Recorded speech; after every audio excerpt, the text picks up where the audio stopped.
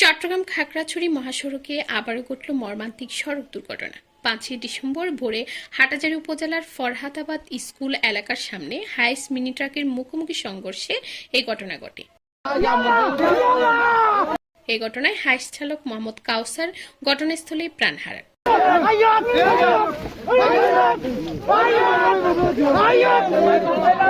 প্রত্যক্ষদর্শীরা জানান, উপজেলার নারায়ণহাট ইউনিয়নের চাঁদপুর নতুনপাড়া এলাকার বাসিন্দা এবং জাহাঙ্গীর ড্রাইভারের পুত্র মোহাম্মদ কাউসার ভোরে বিদেশগামী যাত্রী নিয়ে চট্টগ্রাম বিমানবন্দরের উদ্দেশ্যে রওনা হন। পথে বিপরীত দিক থেকে দ্রুত গতিতে আসা মাঝবোঝাই একটি মিনি ট্রাক হাইস গাড়িটিকে সজোরে ধাক্কা দিলে দুটি গাড়ি ধুমড়ে মুচড়ে যায়।